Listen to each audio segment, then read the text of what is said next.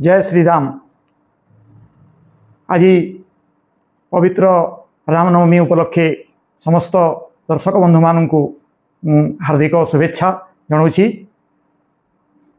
आज आम श्रीराम कथा उपरे एक नूतन एपिसोड आरंभ करने जाऊँ एवं समस्त दर्शक बंधु को अनुरोध करी आपण मैंने बहु संख्यार आमर ये चैनल टी सब्सक्राइब करने सहित यहाँ शेयर करूँ। हम कथा सुनाते राम सकल गुण धाम की, हम कथा सुनाते राम सकल गुण धाम की। ये रामायण है पुण्य कथा श्री राम की, ये रामायण है पुण्य कथा श्री राम की। जम्बूद्वीपे भरत खंडे आर्यावर्ते भारत वर्षे के नगरी है, विख्यात अयोध्या नाम की। यही जन्म भूमि है परम पूज्य श्री राम की। हम कथा सुनाते राम सकल गुण धाम की। ये रामायण है पुण्य कथा श्री राम की, ये रामायण है पुण्य कथा श्री राम की, ये रामायण है पुण्य कथा श्री राम की।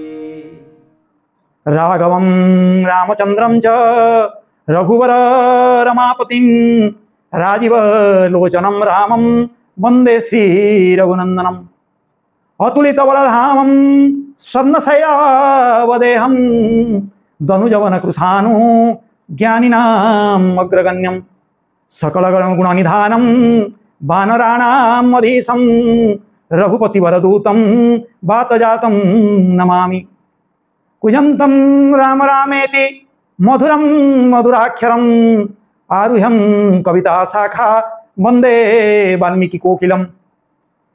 मंगल भवन मंगलहारी द्रवौ सुदशरथ अजिर बिहारी। वंदौ बाल रूप सोई रामु सब सिद्धि सुलभ जपत जिसी नामु। जपहि नाम जन आरत भारी मिटई कुसंकट होई सुखारी। रामायण होछि एक पवित्र रसमय कहानी। रामायण परी महाकाव्य आज जाए पृथ्वीर कौन देश किंबा कौन भाषा रचित ही नहीं। रामायण होछि आम भारतवर्षर एपरिक सारा जगतर सबुठारु प्राचीनतम गौरवमय कहानी होछि रामायण। भारतीय सभ्यतार एक सजीव महाकाव्य होछि रामायण। भारतीय संस्कृति साहित्य धर्म दर्शन सामाजिक रीतिनीति राजनीति तथा ऐतिह्यर गंतागर होछि रामायण। तेणु यही पवित्र रामायण ग्रंथ संबंध में आमे अधिकरु अधिक जानिबा पई प्रयास करिबा उचित।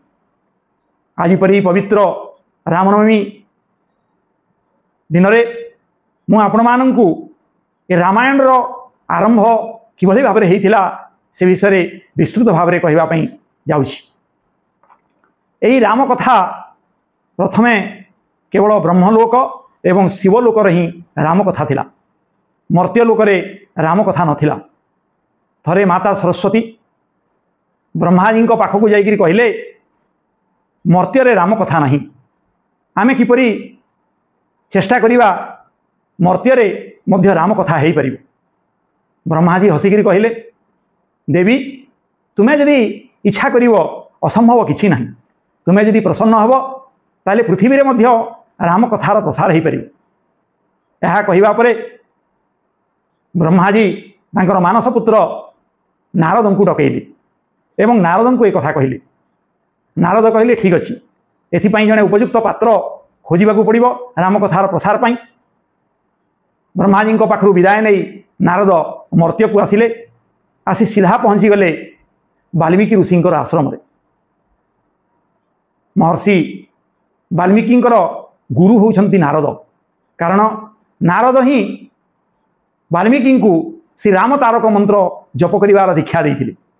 नारदंकर आगमन देखि महर्षि वाल्मीकि अत्यंत आनंदित हो गले एवं तांकु पाछुटी नहीं तांकर पद धौत कले, तांकर पदवंदना कले एवं बसिबा पई आसन देई तांकु आसीबार कारण पचारले। नारद महामुनि कुशल जिज्ञासा करिबा परे महर्षि वाल्मीकि तांको मन भितर थिबा एक जिज्ञासा महर्षि नारदंक निकट प्रकाश कले। से कहिले जे एई पृथ्वी रे वर्तमान एपरी कोनोसी व्यक्ति अछंती कि जे सत्यवान होइथिबे, धर्मनिष्ठ होइथिबे, गुणवान होइथिबे, नीतिवान होइथिबे, सामर्थ्यवान, सौंदर्यवान, चरित्रवान, तेजस्वी, वीर, पंडित, ज्ञानी, जितक्रोध, असूयाशून्य व्यक्ति एपरी कोनोसी व्यक्ति ए पृथ्वी रे अछंती कि? एक कथा सुनिकरी नारद महामुनि हसिले, कहिले आपण जो प्रकार कथा कहउछंती एई प्रकार सर्वगुण संपन्न 16 गुण संपन्न जने पूर्णांग व्यक्तित्व जने ए प्रकार पुरुष पृथ्वी रे मिलिबा प्रकृति रे दुर्लभ एवं जदि भी ए प्रकार पुरुष अछंती ताले से निश्चित भाव रे जने दिव्य पुरुष हिथिबे। तापरे नारद मुनि कहिले प्रकृति रे एई भारत वर्ष रे अयोध्या नगरी रे चक्रवर्ती दशरथ महाराजांकर पुत्र भाव रे श्री रामचंद्र जन्मग्रहण करिसंती। से होइछंती जने धर्मज्ञ पुरुष, से होइछंती सत्यसंध, प्रजाहितेशी, यशस्वी, ज्ञानी, कुलीन एवं स्थितप्रज्ञ। प्रकृत रे तांकर संयत चित्त रहिछि एवं से होइछंती जने कांतिवान पुरुष एवं धैर्यशील पुरुष तथा जितेंद्रिय पुरुष अछंती। एवं तांकर राजत्व समय रे लोक माने सत्ययुग परी अनुभव करिवे, सुख शांति विराजमान करिवो एवं देश रे दुर्भिक्ष अनाटन किछि रहिबो नाही, लोक माने सुख शांति रे वास करिवे। ए प्रकार पुरुष होउछंती रामचंद्र। एवं एई रामचंद्रंकर कथा को जो माने श्रवण करिवे तांकर समस्त पाप क्षय हो जिवो एवं सब पापरु मुक्त ही से माने विशुद्ध हो जिवे। इदं पवित्रं पापघ्नं पूर्णं वेदैश्च संहितं यत्पठेत रामचरितं सर्वपाप प्रमुच्यते। एतिकी कथा नारद मुनि महामुनि जेतेबेले कहिले महर्षि वाल्मीकि पूरापूरी गंभीर हो गले एवं ध्यानस्थ हो गले। प्रकृति रे प्रकार जने व्यक्ति ए पृथ्वी रे अछंती एतिकी कही नारद मुनि सेठु अंतर्ध्यान हो गले। सेही चिंतारे रामंकर चिंतारे से थांती। नारद मुनि वाल्मीकि को रामंकर चरित 100टी शब्द 100टी श्लोक भितरे से वर्णना कले। अति संक्षिप्त भाव में रामचंद्रंकर जीवन चरित वर्णना करी से चली जाइथिले। तांकु वाल्मीकि को यह एते आकर्षणीय एते आनंददायक थिला से विषयटी से रामंकर चिंतारे मग्न हो गले। तही आर दिन वाल्मीकि महर्षि तमसा नदी को स्नान करने बाहर तांको सांगरे थांती तांकर शिष्य परम शिष्य भरद्वाज मुनि से मध्य सांगरे जाउ थांती। प्रकृतिर शोभा देखी देखी जीवा समय रे देखिले गोटे गछर डाल रे कोरंच पक्षी दुईटी बसी से माने थिले स्वामी स्त्री दुई जन कोरंच पक्षी बसी मधुर भाव में आलाप करुथिले एवं एतिक बेले हठात देखिले कुआडू एक व्याधर सर आसी पुरुष पक्षीटी को आघात कला एवं सर बाजिबा मात्रे सेही पक्षीटी गछ उपर तले पड़गला एवं छटपट होकर विकल होकर चित्कार करने को लगिला। यहाकू देखिकी से स्त्री क्रंच पक्षीटी क्रंदन करने को लगिला एवं जितेबाला से क्रंदन कला यह दृश्य देखा वाल्मीकि हृदय करुणार परिपूर्ण होगला। से हृदय तांकर विषाद रे परिपूर्ण होगला। से अति दुखित हो गले। मिथुन मैथुन अवस्था क्रुंच पक्षर ए प्रकार अवस्था को देखी ये जो शोक महर्षि भितर सृष्टि है से शोक भितर हठात पाटी भितर एक श्लोक सृष्टि हो गला। से श्लोकटी हूँ माँ निषाद प्रतिष्ठा तमागम शाश्वती समाह जत्कृंच मथुनादेकमवधि काम मोहिताम। ये हूँ पृथ्वीर सर्वप्रथम श्लोक। शोकरू एक प्रकार श्लोक सृष्टि हो गला। अर्थात महर्षि वाल्मीकि से व्याध को एक प्रकार अभिशाप देकर कहले हे निषाद तू जो क्रुंच पक्षी निरीह क्रुंच पक्षी से माने मिथुन अवस्था समय तू जो सरसंधान कलु तेणु तोर केबे भल हम ना तू केबे प्रतिष्ठा लाभ करू ना यही कथा कहले। तांकर मन दुख हो गला। ऋषि भरद्वाज सहित स्नान करने को गले एवं पुणी निजर आश्रम को फेरी आसिले।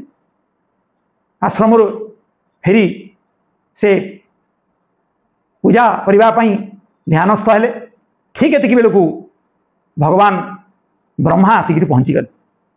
सृष्टिकर्ता ब्रह्मा जिते आसीगले निजर आसन त्याग करी वाल्मीकि महर्षि तांकु आसन देले बसवाई अर्घ्य देले पाद अर्घ्य देले पद धौत कले एवं नमस्कार करी आसबार कारण पचारे।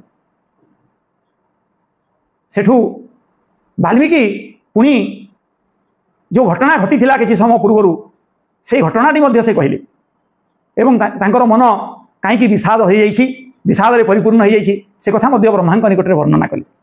यह शुणी सृष्टिकर्ता ब्रह्मा कहले तुम कौन भावुछ जे तुम मन को मन तुम पार्टी गोटे छंदबद्ध कविता सृष्टि हो गला ना यह संभव नुह। यह मोर इच्छारे होइछि। मु इच्छा करिछि तुम मुखर ए प्रकार एक छंदबद्ध कविता सृष्टि होगापी यह आज श्लोक नाम परिचित हम। एणु एणिकी तुम्हें श्रीरामंकर चरित छंदबद्ध कविता माध्यम यही प्रकार छंदरे तुम्हें रचना कर। यह शुणी वाल्मीकि कहले मु तो राम विषय विशेष किसी जानी ना। किछि दिन पूर्व नारद आसी एवं से मते अति संक्षिप्त भाव में रामंकर चरित कहते आउ यह किपरि संभव हम मु किपरि रामंकर चरित वर्णना करी। ब्रह्माजी कहले मु तुमको दिव्य दृष्टि प्रदान करुछि एवं से दिव्य दृष्टि बल तुम्हें ध्यानस्थ हेले रामंकर जीवनर समस्त विषय तुम्हें देखिपर एवं तापरे तुम्हें रामायण लिख एवं तुम्हें जहाँ चिंता कर तुम्हें जेपरी भाव रामंकर कहानी मध्य ठीक से परी हेबो। एवं यापरे ब्रह्माजी कहले तुम्हें जो रामायण लिख ये पृथ्वीर सर्वप्रथम महाकाव्य हम एवं पृथ्वी रे यह विख्यात लाभ कर। जेते दिन पर्यंत ये पृथ्वी रे पहाड़ पर्वत थिबे नदी समुद्र थिबे सेते दिन पर्यंत पृथ्वी रे रामायण कथा प्रचलित हो। जावत् स्थास्यन्ति गिरयः सरितश्च महीतले तावत् रामायणी कथा लोकेषु प्रचरिष्यति। एतिकी कही ब्रह्माजी से स्थान थाली चलीगले एवं महर्षि वाल्मीकि ध्यानस्थ हो गले। रामंकर कथा चिंता करने को लगिले। मानस पटरे रामंकर संपूर्ण चित्र भासी उठिला। से प्रत्यक्ष भाव में देखिपारे रामंकर चरित एवं से रामायण रचना कले। ये जो रामायण कथा पवित्र रसमय कहानी आमे परवर्ती अध्याय मानक आलोचना करिबा।